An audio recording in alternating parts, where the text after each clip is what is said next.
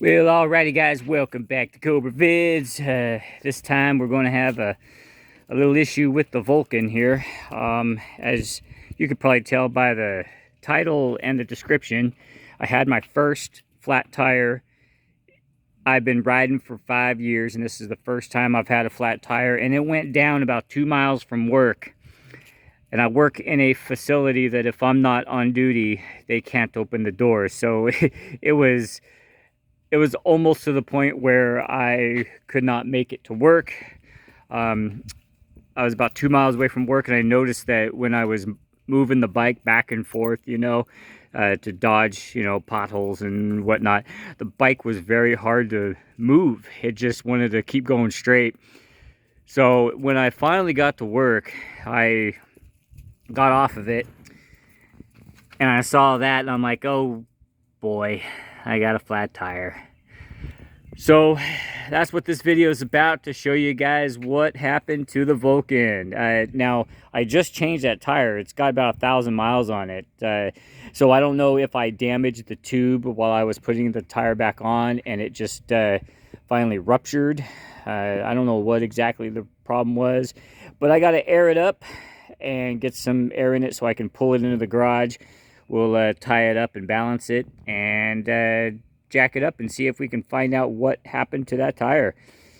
First thing I'm going to do is pull the valve stem out. I'm going to put some lubrication on it, put it back in, and then we'll air it up and see if we can find the leak. And the reason why I was going to lube up the valve stem is because sometimes when a bike with a tire period, the valve stem can get old and crack and have a slow leak, and that's what that seemed like it was to me, as a slow leak. Could be a nail, could be screw, I don't know for sure, but we're going to find out right here on this video today. Stay with us, guys. Alright guys, I haven't even looked at it yet, so all I did was aired it up some, and now we're going to look at it together. Okay, we're going to bring it around, see if we can see anything obvious. Just wipe it off as we go. See if there's anything poking out, any holes or anything.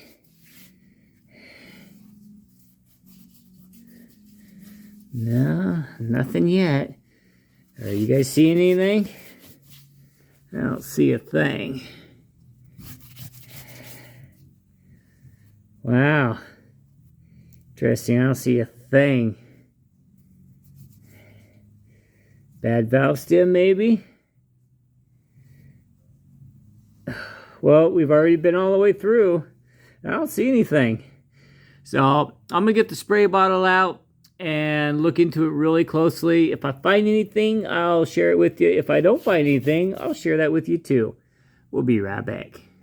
Alright guys, I hope my air compressor leaking doesn't drown me out. But alright guys, well, I've taken the tube out. And right in here somewhere there's a tiny little nick. And it may have come from, whoa, shit, that was a wasp that landed on me. There's a tiny little nick in here somewhere. Could have been, I weakened it when I put the tire back on, when I changed it. This is an old tire, or this is an old tube, I should say. So it should have been replaced. I did feel a little air coming out of here, but when I plugged it up, I could feel it coming out of somewhere in this area. I can't find where it was at, but this tube definitely is punctured. So, good thing I got another one over here. This one is a Michelin. And, oops. Alright, here we go. This is the Michelin tire, or the tube. And we're gonna get it in there. But one trick I learned from a motorcycle shop is to spray the hell out of the tube with lubricant, and I guess that somehow prevents the pry bars from grabbing onto it as easily, because when metal comes to dry rubber, it does like to stick. So I just gotta orientate this. I think it belongs like that. All right, so all we got to do is get this into the tire and get it popped back on. Well, yeah, easier said than done, right? All right, so let's get this stuff back in. Since I screwed this up going in, I just wanted to point out a couple things. This little nut here stays on the inside. Okay, just like that. All right, so I've sprayed the living crap out of it with lubricant. Hopefully that helps us get it in and in safely. Let's give it a shot. All right, well, we got the tire in. I think I got it in there without pinching it or anything. Or tube, I should say, not tire. Well, I got the tire on the rim without pinching the tube. So I gotta get my...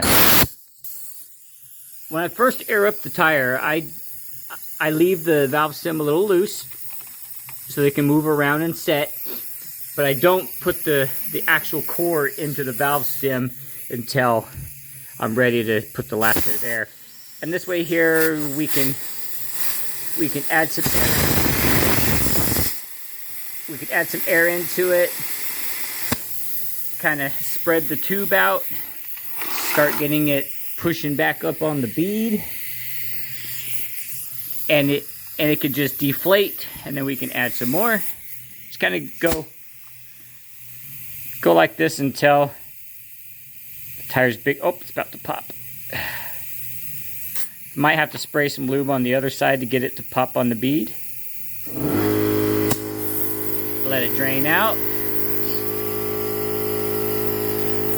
Throw some more air in there.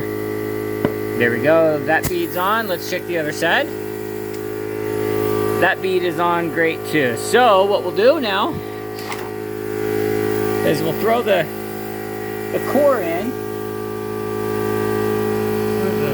Just in case the tube is twisted or folded or anything in there, letting the pressure out and then airing it back up allows it to settle itself in there. So now we'll put 35 pounds in and let it set for a while, come back out, check and see if it's leaking or not.